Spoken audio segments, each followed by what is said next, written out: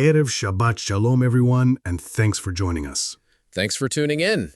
As we near the end of Sefer Bamidbar, let me give a big shekoyach to everyone learning with us consistently. And of course, welcome to our new listeners. We're glad you're here. What a joy to have you with us.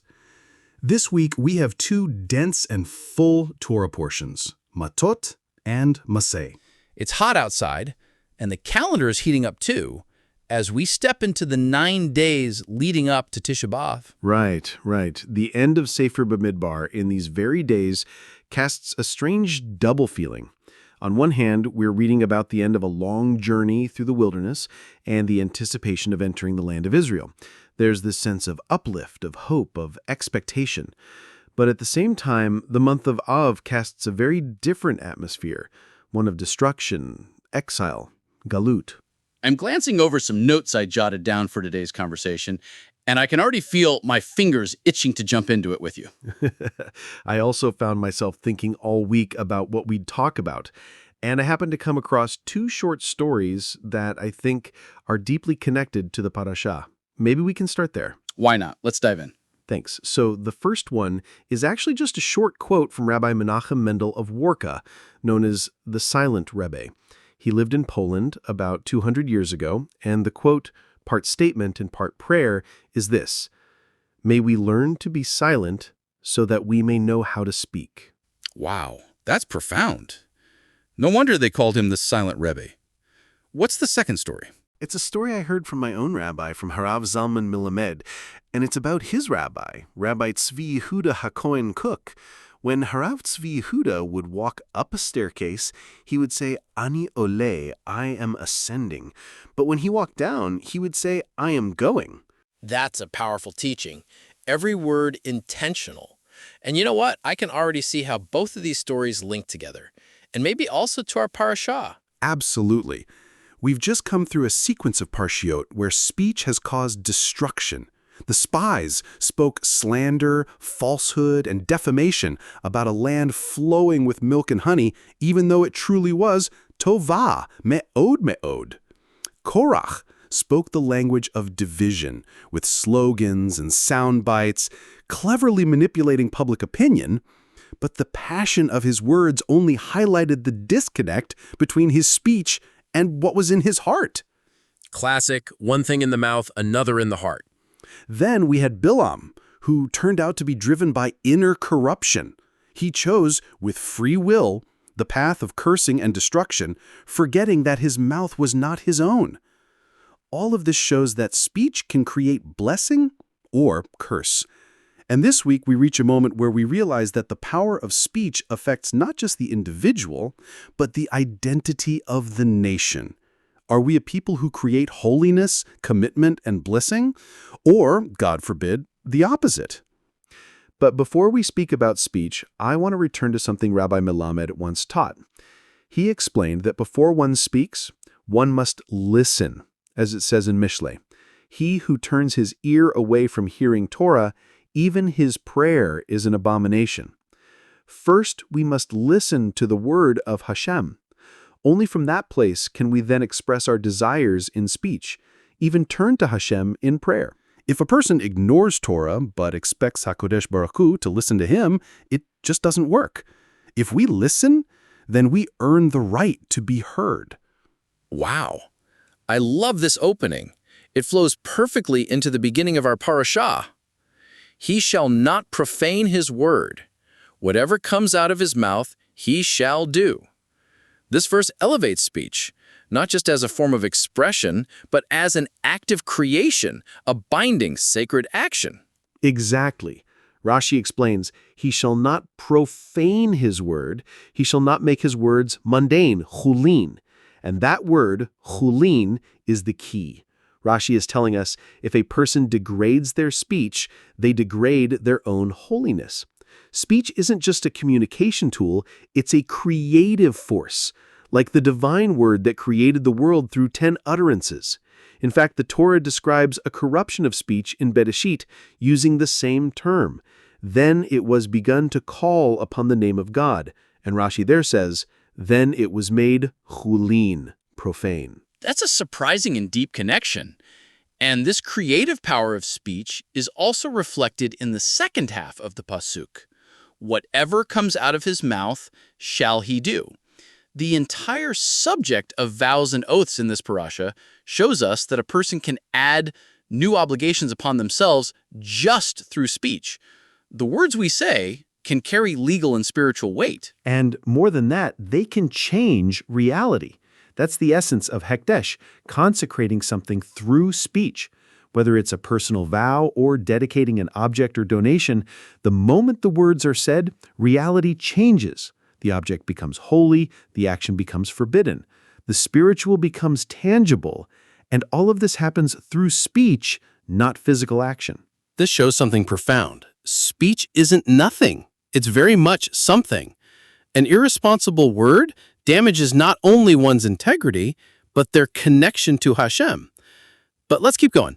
I told you, I'm itching to get to the story of the tribes of Gad and Reuben, where speech again plays a central role. At first glance, there's no connection. Speech is abstract, while settling the land is about war, land, property, building. But that's only at first glance. When you look at the verses about Gad, Reuben, and the half-tribe of Manasseh, you discover a deep link between the vows and oaths in Matot and their unusual request in Masse'i. They ask for the territory east of the Jordan. It's a region actually intended for them, but they frame their request with a material argument. They had much livestock. On the surface, their request seems reasonable. But Moshe reacts sharply, comparing them to the spies and questioning their motives. Why? That's a key question, and we'll get to the psukim in a moment, where the link becomes crystal clear. But first, why the sharp response? I think there are two deep reasons. One is personal.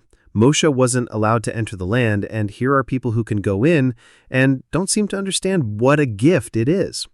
There's even a midrash about it. When Moshe entered the portion of Gad and Reuben, he rejoiced and said, "Perhaps my vow has been annulled."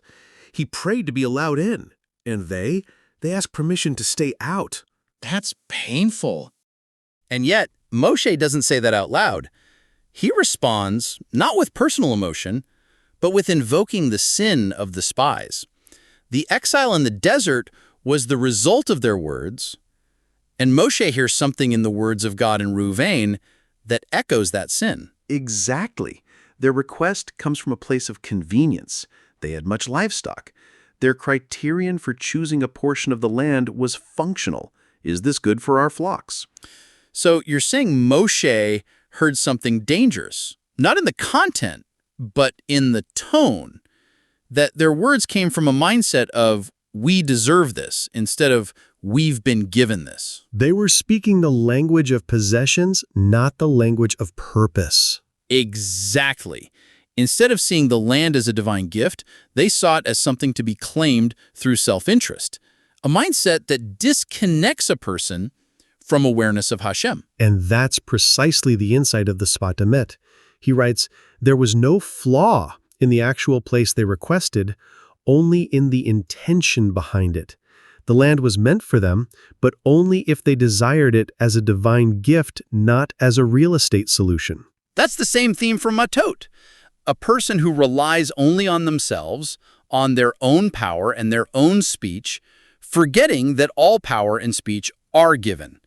It's not speech in itself that creates, it's speech that emerges from deep listening. Yes, that's what Rabbi Melamed taught, quoting Mishlei. First, you have to listen to Hashem's word, then you have the right to speak.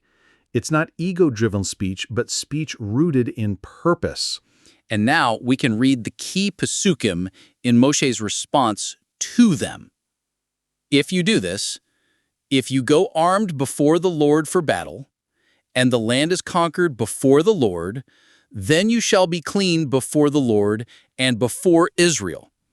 Build yourselves cities for your children and pens for your flocks, and do what has come out of your mouth. That phrase, do what has come out of your mouth, echoes the start of Matot. Whatever comes out of his mouth, he shall do. It's the core connection between speech and inheriting the land. Why is speech so emphasized at the entry into Eretz Israel? Because for 40 years, Moshe has been teaching the people, words matter. They're not just words. Perhaps our words reveal how we see ourselves. Are we partners in a covenant or just customers in a marketplace? Beautiful. That's exactly it. The Midrash says that because of this confused mindset, Gad and Reuben were the first to go into exile. Their speech lacked covenantal consciousness. It wasn't speech of trust or belonging, it was transactional speech. Instead of saying, "We want to build with Hashem," they said, "Please make things convenient for us." In everything we looked at today, we've seen that speech creates, but only when it listens. Speech without listening risks repeating the spy's mistake, seeing the land through human eyes, not eyes of purpose. Well said. And that's why these parshiot are always read during the 3 weeks. You just said we saw in the Midrash, Gad and Reuben went into exile first. The link between speech and inheriting the land couldn't be clearer. We weren't given this land just to be another nation. We were given it to build a different kind of society, a society with a different kind of speech. And when we failed, came destruction. The exile began with speech, gossip, slander, baseless hatred, and ended in bloodshed. So our task isn't just to guard our speech, but to use it to create a new reality, a holy one, not for power, but for moral responsibility, because that's what a country looks like when it's built from sacred speech, speech that fulfills the promise made to our ancestors. Yes. Look at the world. On one side, you have cultures of repressive speech, like Iran, where speech is silenced by fear, violence, and censorship. On the other, you have cultures of boundless speech, like America, where anything can be said, even if it's harmful, provocative, or empty. But us, we're asked to build a third culture, a culture of sacred speech. Not speech controlled by fear, not speech freed by license, but speech chosen with care. A culture where words are holy because we're part of a covenant, and our words build worlds. I think there's nothing more to say. Agreed. Let's end here before we talk too much. Just want to thank our listeners. Thank you all so much. Please share, send us your thoughts, and Shabbat Shalom. Shabbat Shalom, and see you soon.